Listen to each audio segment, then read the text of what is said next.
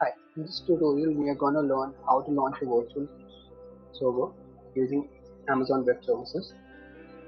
Uh, there's a service being provided in AWS called EC2.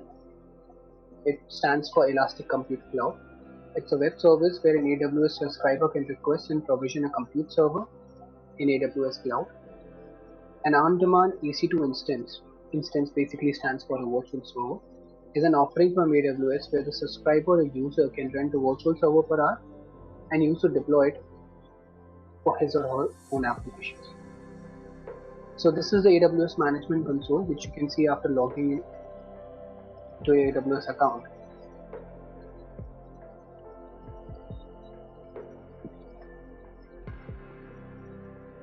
These are the basic services which are provided using in AWS. It's compute, this is storage. So we are right now going to use inside compute. We're going to use EC2. On the top right corner, there's something called region. There's an option of selecting region. So we have to choose the AWS region in which we want to provision the EC2 server. So I have chosen US East North Virginia right now. So we'll go forward and click on EC2.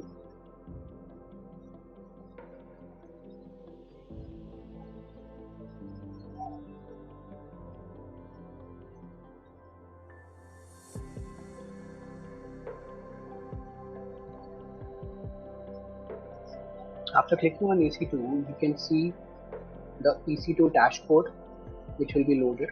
As you can see, EC2 dashboard which will be loaded. So dashboard basically comprises of details of the running instances, the dedicated host, the volumes which are currently and etc. which are currently running in this user account. So there are 0 running instances right now for this user account. There's no dedicated host, etc. So this is the basically kind of an EC2 dashboard. So when you go down, you can see a launch instance option. You can click on it, as we are going to learn how to launch an instance. So when you click on launch instance, there are some steps which we have to complete, provide our details, and then we are good to launch a server.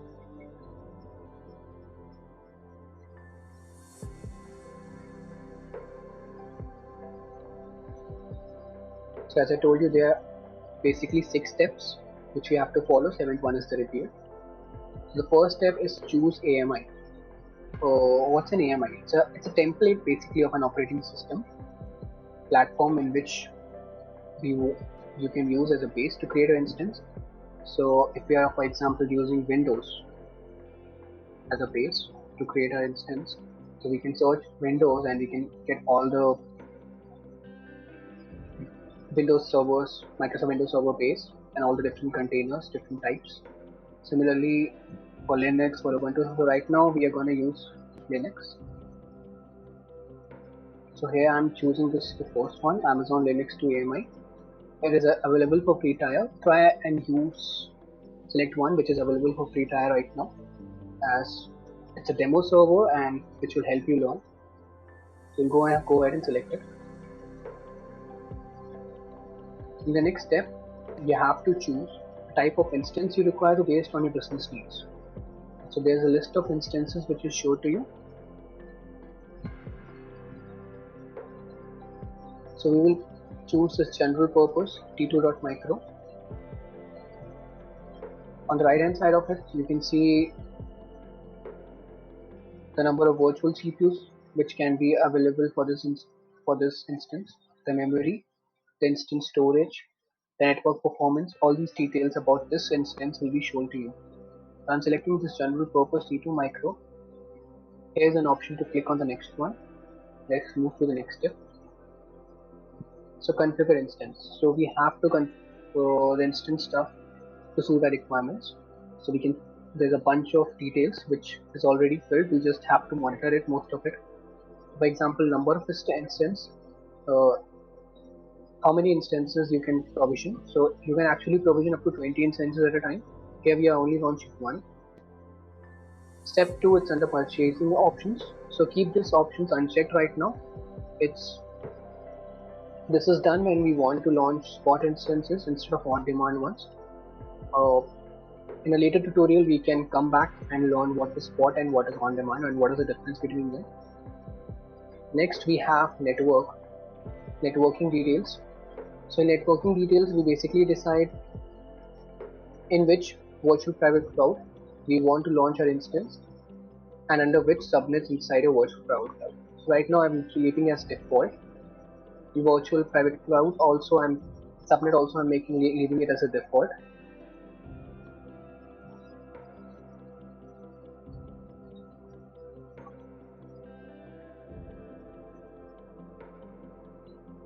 Auto assign public IP. So you can choose if you want AWS to assign it an IP address automatically, or you want to do it manually later.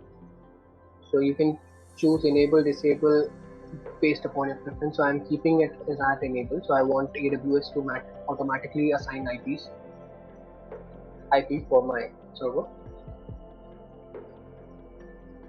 So these are some other details. For example, shutdown behavior. So there's an option of stop intermittent. So whenever a server shuts down or you accidentally shut it down, so do you want it to stop it or terminate it? So I basically only want to terminate. Whenever my server shuts down, I want to stop it. So moving forward,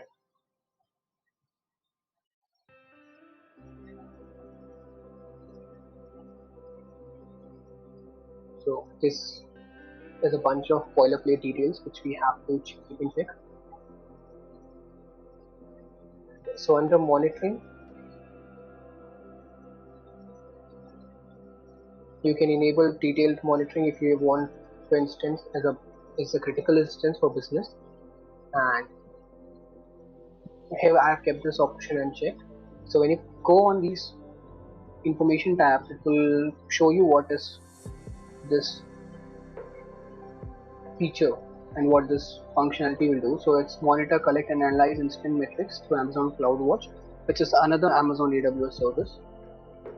This default is free basic monitoring where data is available in 5 minutes period. Where we don't want it right now, so we'll move forward and we'll go to the storage part. In this step, we do the following things. The first one is basically we will see the Amazon has automatically provisioned a general purpose SSD root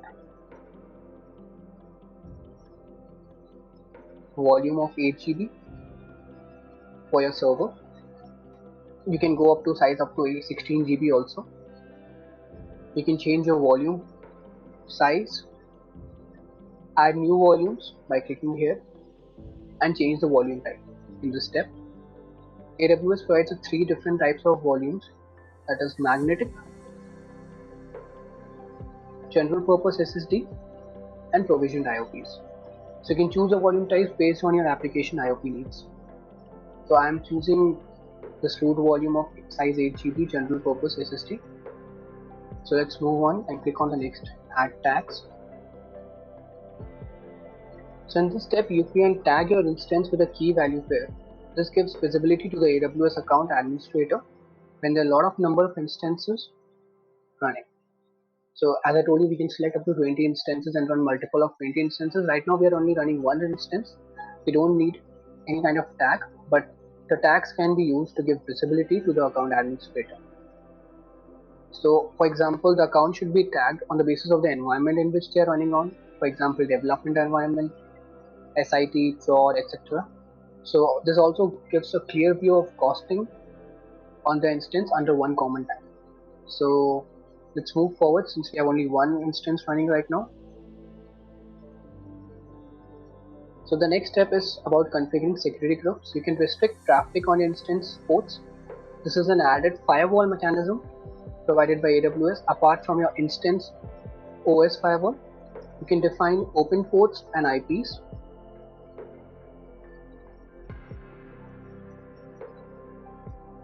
Okay, and assigning IPs which are allowed to access your instance on the shared protocols.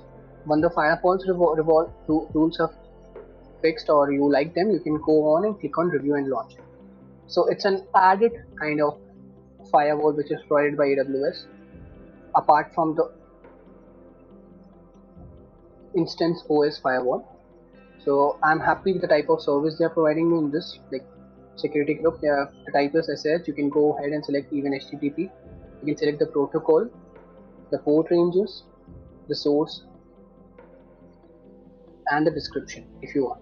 So I'm happy with the rules right now, and I don't have, since a demo server, so we can go forward and click on review and launch. So once you click on review and launch, we will review all our choices and parameters we have selected so far, and we can go ahead and click on review and launch. So we have all the details which we have selected, the storage, the tags can be seen below. The user can, if he is not happy with any of the things selected, he can go back and edit it from the edit option given here. Edit AMI, edit instance type, edit security root similarly.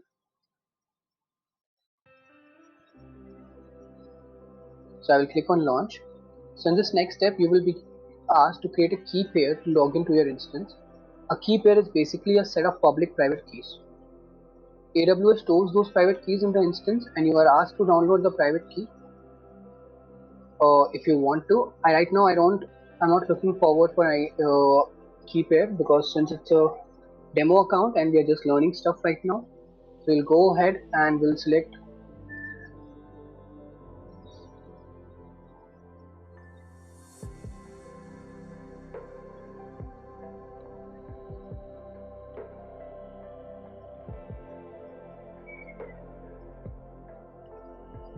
proceed without a key pair.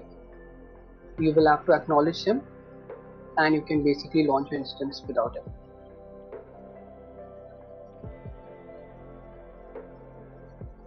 So now you can see your instances are now launching.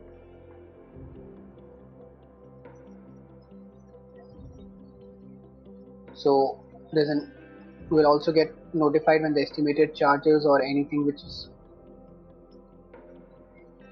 any billing purpose happens. But right now we are on a free tier account, so we don't have to worry about it. So we can go on view instances instead.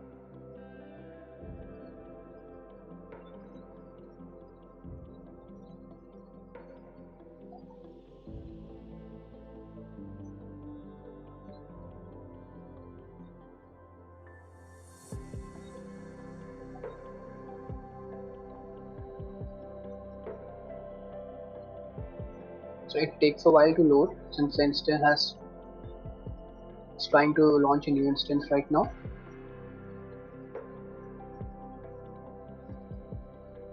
So you can see our instance has been launched, T2 Micro. The instance is running right now. The green status shows it's running. On below you can see a bunch of, let me scroll it up, bunch of details given about your instance, the description, the IP address, the instance type, the private IPs it is accessible to.